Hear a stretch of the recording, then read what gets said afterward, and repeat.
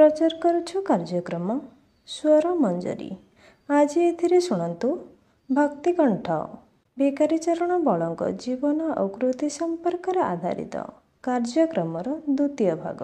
परिकल्पना उपस्थापना और प्रयोजना अशोक बल एवं कलाचंद बेउरिया।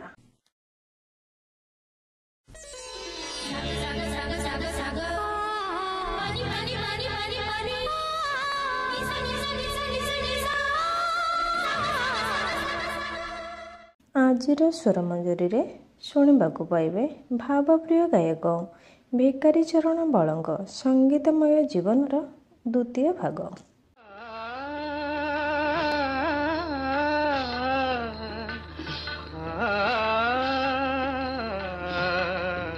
अतीतर पृष्ठा उलटेले मन पड़ जाए अनेक परिचित प्रतिभांकर समर्पित कार्यधारा। व्यक्तिगत जीवन को प्राधान्य न दे सेमाने गणजीवनर मनोरंजन पर सृष्टि करिसेंती अनेक कालजयी कार्यधारार प्रीतिपूर्ण पसरा।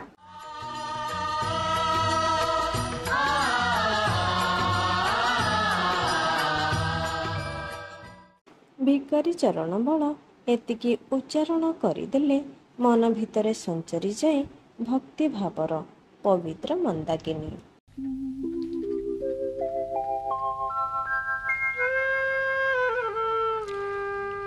ठाकुर हे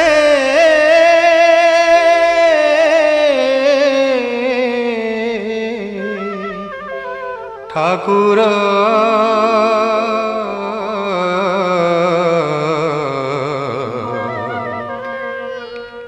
हे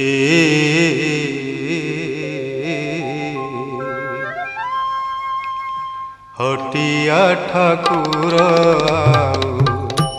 केते नाट देखिब हटिया ठाकुर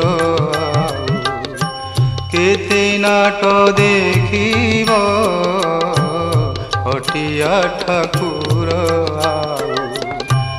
चलाई ताती बाली रे चलाई ताती बाली रे हाट मोर सारिब हटिया ठाकुर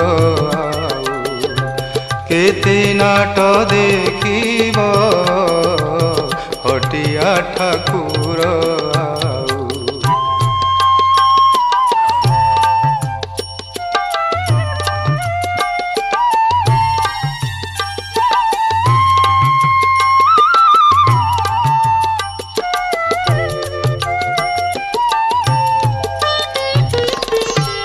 गुहारी मो न शुण जेबे कागे मु कहिबि तेबे गुहारी मो न शुण जेबे कागे मु कहिबि तेबे दीन बंधु नामे सिना दीन बंधु नामे सिना दीन बंधु अपजस बाना उड़ीब हटिया ठाकुर केते नाट देखिब हटिया ठाकुर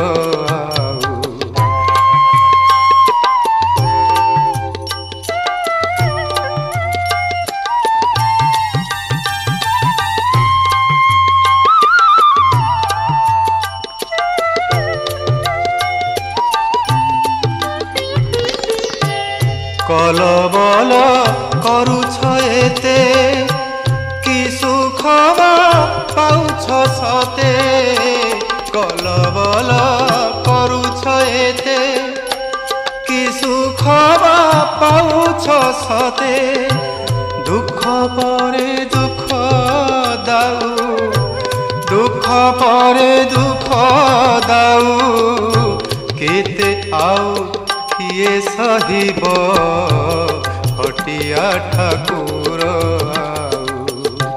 केते नाट देखिब हटिया ठाकुर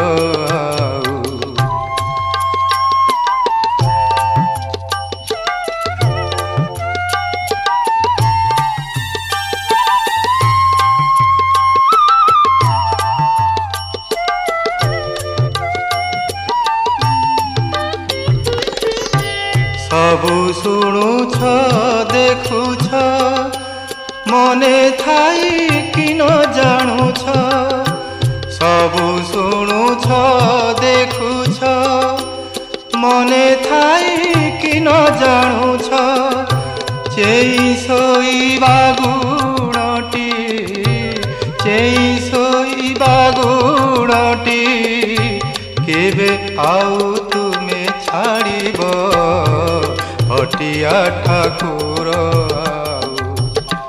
केते नाट देखिब हटिया ठाकुर चलाई ताती बाली रे हाट मोर सारीब हटिया ठाकुर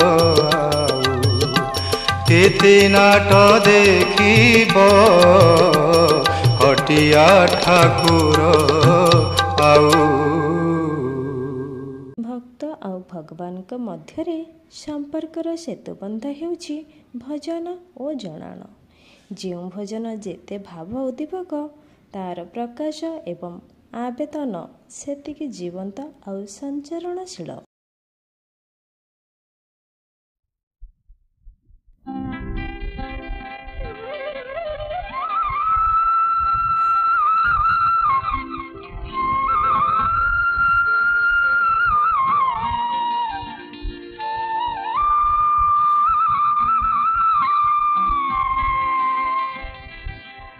जीव जाऊ मोरा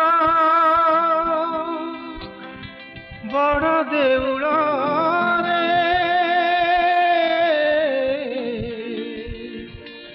शुणी तोर घंटानाद आळती बेल महाधूप बेले आळती बेलारे महाधूप बेले शंख ध्वनि शुभुथिब प्रभु शंख ध्वनि शुभुथिब।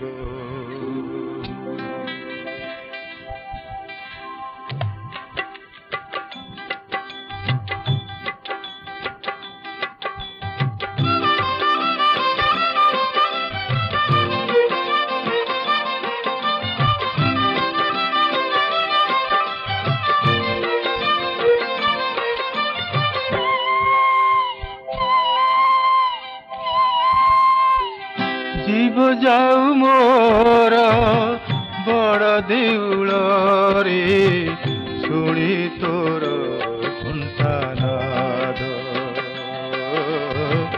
शुणी तोर घंटानाद आळती बेलारे महाधूप बेले आळती बेलारे महाधूप बेले शंख ध्वनि शुभुथिब शंख ध्वनि शुभुथिब प्रभु शंख ध्वनि शुभुथिब।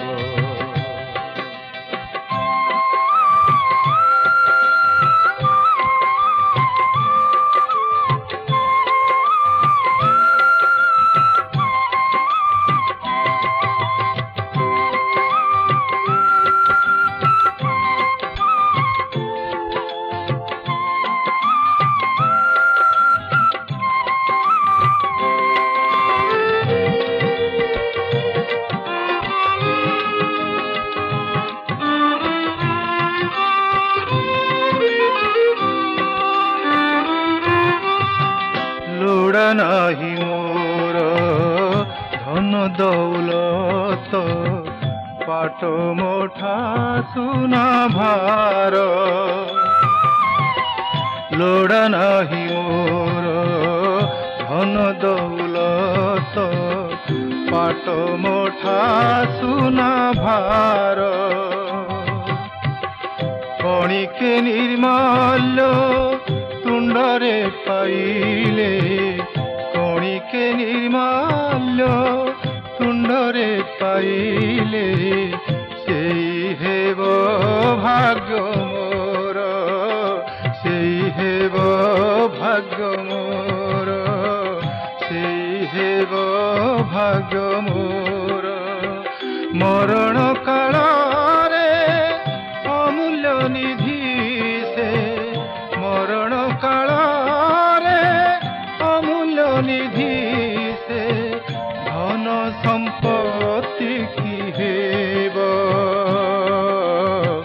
ଶଙ୍ଖ ଧ୍ୱନି ଶୁଭୁଥିବ ପ୍ରଭୁ, ଶଙ୍ଖ ଧ୍ୱନି ଶୁଭୁଥିବ। ଆସନ୍ତୁ ଶୁଣିବା ଭିକାରୀ ଚରଣ ବଳଙ୍କ ସଙ୍ଗୀତମୟ ଜୀବନର କାହାଣୀ ତାଙ୍କରି ଉଚ୍ଚାରଣରେ। ଆମ ବଳା ଗ୍ରାମ କେନ୍ଦ୍ରାପଡ଼ା ଡିଷ୍ଟ୍ରିକ୍ଟର ଆମର ମୋର ମଧ୍ୟବିତ୍ତ ପରିବାର ଜନ୍ମ। ଆମ ଗାଁରେ ଗୋଟେ ସଙ୍ଗୀତର ପ୍ରଭାବ ପ୍ରାୟ ଆପଣ ସନ୍ଧ୍ୟାବେଳେ ଦେଖିଲେ କୋଉଠି ଜଗନ୍ନାଥ ଭଜନ ହଉଥିବ, କୋଉଠି ଖଞ୍ଜଣି ଭଜନ ହଉଥିବ, କୋଉଠି ଦକ୍ଷିଣୀ ହଉଥିବ, କୋଉଠି ଯାତ୍ରା ହଉଥିବ, ଆଖଡ଼ା ସବୁ ନାନା ପ୍ରକାର ହଉଥିବ। ସେ ପରିବେଶ ଭିତରେ ବଢି ବଢି ସଙ୍ଗୀତ ପ୍ରତି ଆଟ୍ରାକ୍ସନ ଆସିଲା। ତାପରେ ପାଠ ପଢା ଚାଲିଥିବା ଭିତରେ ବୋଧେ 15-18 ବର୍ଷ ହେଲା, ସେତେବେଳେ ଆମର ଅଜା ସେ ଗୋଟେ ନାଚ ଦଳ କରିଥିଲେ। ମୁଁ ସେଥିରେ ମଧ୍ୟ ଗାଉଥିଲି ଭଲ। ଭଗବାନଙ୍କ ଦାନ ତ ନିଶ୍ଚିତ, ଶୁଣି ଶୁଣିକି ଯୋଉଟା ଶକ୍ତି ଥାଏ ଠାକୁରଙ୍କର, ଶୁଣି ଶୁଣିକି ଜଣେ ଜଣେ ଠିକ ଏକାଥରେ ମନେ ରଖୁଥିବେ, ଜଣକୁ ପଢେଇ ପଢେଇ ହଉନି। ଏ ଯୋଉ ଶକ୍ତି ପ୍ରଭୁଙ୍କର ତାଙ୍କ ଦାନରୁ ସେ ହେଲା। ସେତେବେଳେ ମୁଁ ସେ ଦକ୍ଷିଣୀ ଦଳ ରହିଲି, ଗୀତ ବୋଲୁଥାଏ, ଗାଉଥାଏ, ବଜଉଥାଏ। ଆସ୍ତେ ଆସ୍ତେ ତାକୁ ଛାଡିବାକୁ ଇଚ୍ଛା ହେଲା। ସେତେବେଳେ 4-5 ବର୍ଷ ରହିଲା ପରେ ମୁଁ କହିଲି କିଛି ଅଧିକ ଆହରଣ କରିବା ବୋଲିକି ସଙ୍ଗୀତର କଣ ଅଛି। ଯେତେବେଳେ ହିମାଚଳ ହରିଚନ୍ଦ୍ର ଆଉ ବାଳକୃଷ୍ଣ ଦାସଙ୍କର ଗୀତ ରେକର୍ଡରେ ଶୁଣେ, ଚକାଡୋଳା ଚକାଡୋଳା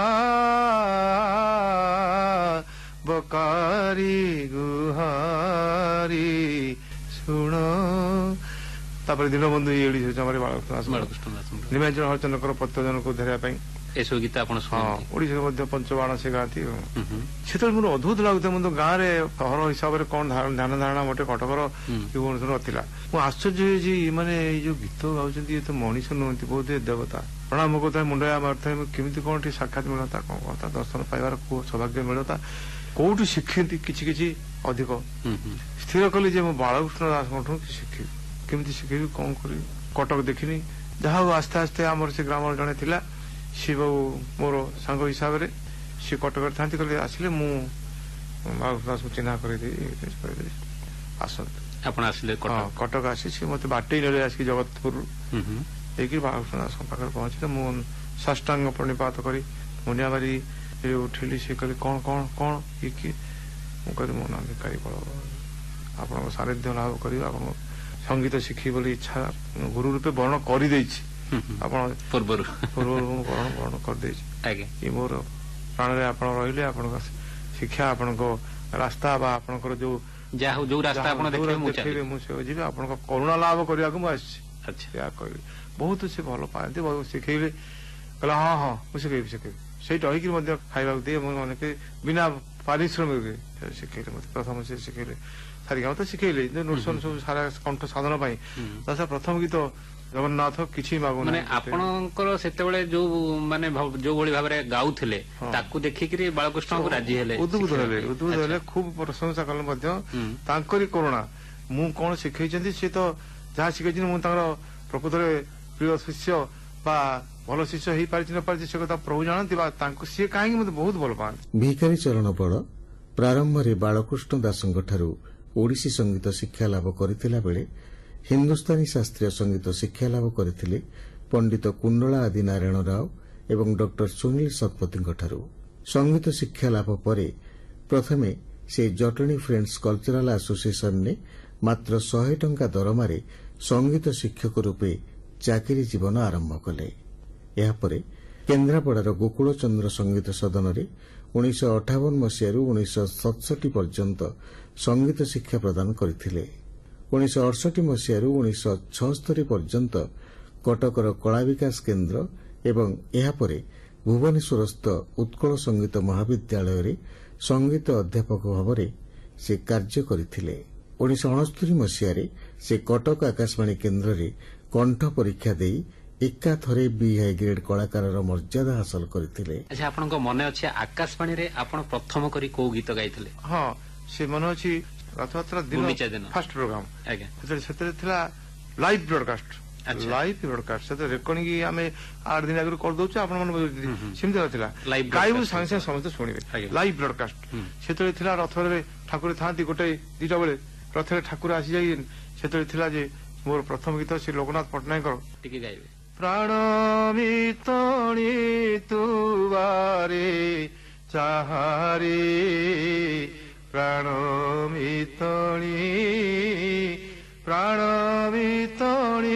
ତୁବାରେ ଚାହାରେ ପ୍ରାଣ ମିତଣି ବଡ଼ ଦାଣ୍ଡେ ଉଭା ହୋଇ ଜଗନ୍ନାଥ ଆସିଛନ୍ତି ସେହି ରତ୍ନ ସିଂହାସନ ବାହାରେ ପ୍ରାଣ ମିତଣି ତୁବାରେ ଚାହାରେ ପ୍ରାଣ ମିତଣି। ତାହେଲେ ଗୋଟେ ଜଗନ୍ନାଥଙ୍କ ଭଜନରୁ ପ୍ରଥମେ ଆପଣ ଆସନ୍ତୁ ଶୁଣିବା ଭଜନ ଏବଂ ଜଣନ ଗାଇ ସର୍ବସମ୍ମୁଖରେ ଭକ୍ତି ଭାବକୁ ଉଚ୍ଚାଙ୍ଗ ପ୍ରତିଷ୍ଠା ପ୍ରଦାନ କରିଥିବା ଗାୟକ ଥିଲେ ଭଜନ ସମ୍ରାଟ ଭିକାରୀ ଚରଣ ବଳ। ତାଙ୍କ ଭଜନ ଯିଏ ଶୁଣିଛି ସିଏ ଅବଲୀଳା କ୍ରମେ ଭିଜି ଯାଇଛି ବିମଳ ଭକ୍ତି ରସରେ।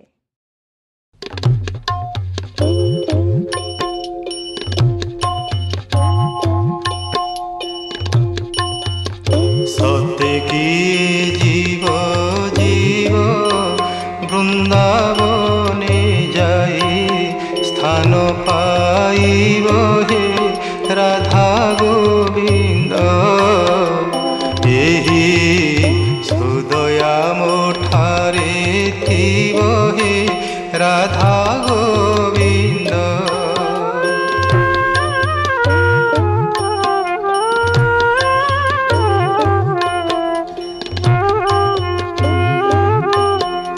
दिवसे मरण हेव जमदंड मोते न देव हे राधा गोविंद एही सुदया मोठारे थिब हे राधा गोविंद।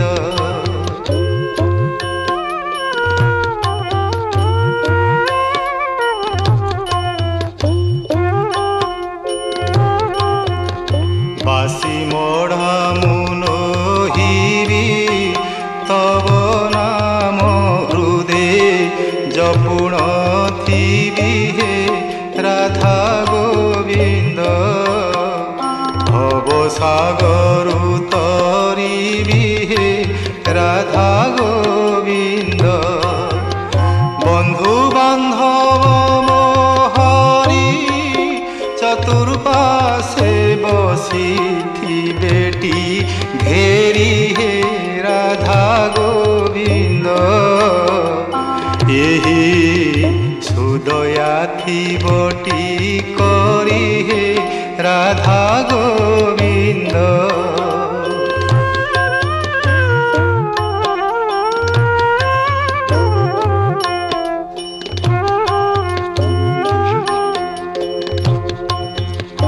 हरे कृष्ण हरे राम सेही नाम धरी जीव जीवन हे राधा गोविंद हरे कृष्ण हरे राम एही नाम धरी जीव जीवन हे राधा गोविंद एतिकी मो निवेदन हे राधा गोविंद एतिकी मागुणी मोर दया रखिथिब श्रीरंगाधर हे राधा गोविंद एतिकी मागुणी मोर दया रखिथिब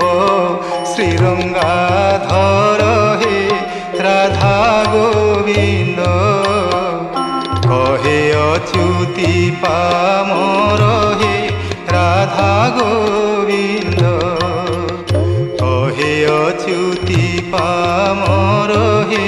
রাধা গোবিন্দ কহে অচ্যুতি পামর হে রাধা গোবিন্দ।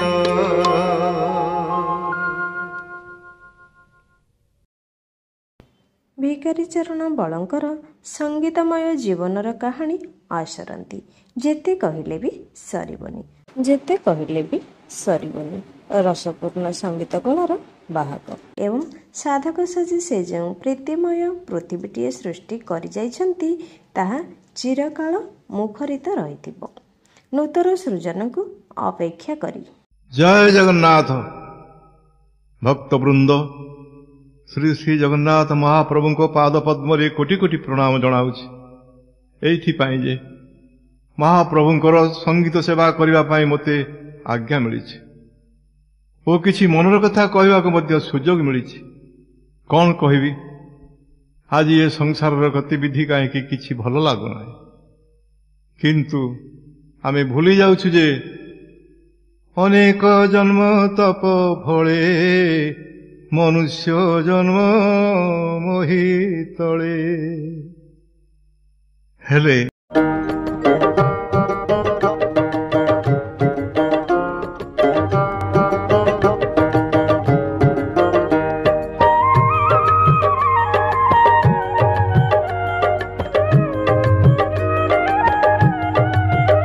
এই মন বৃন্দাবন, এই মন কাশী, এই মন বদ্রীনাথ পুরী বারাণসী,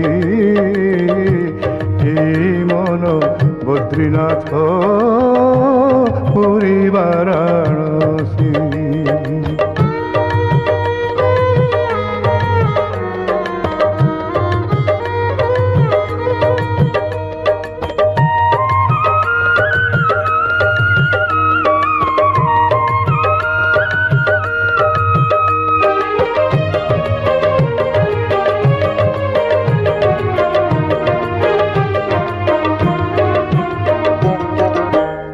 এই মনে বিরাজিত জগত ঠাকুর, ভাব বিনোদিয়া হরি ক্ষমার সাগর। এই মনে নিত্য রাস হুয়ে দিবানিশি, এই মন বদ্রীনাথ পুরী বারাণসী, এই মন বদ্রীনাথ পুরী বারাণসী।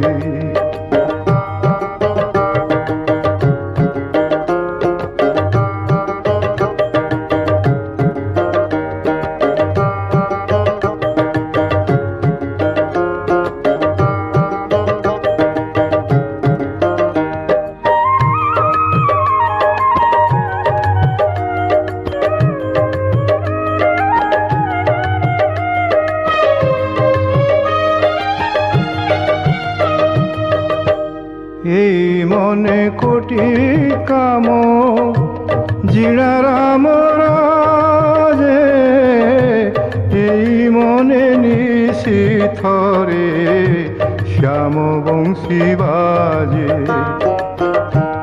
এই মনে সাধুছন্তি যোগ কেতে ঋষি, এই মন বদ্রীনাথ পুরী বারাণসী, এই মন বদ্রীনাথ পুরী বারাণসী।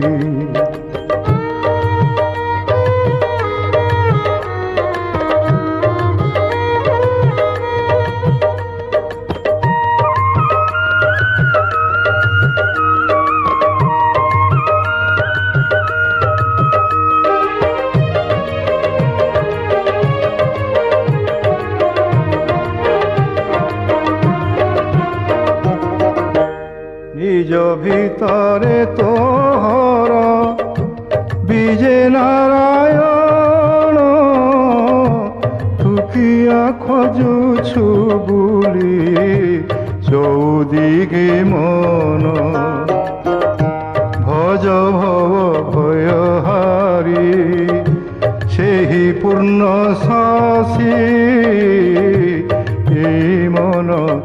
বদ্রীনাথ পুরী বারাণসী এই মন বদ্রীনাথ পুরী বারাণসী এই মন বৃন্দাবন এই মন কাশী এই মন বদ্রীনাথ পুরী বারাণসী এই মন বদ্রীনাথ পুরী বারাণসী।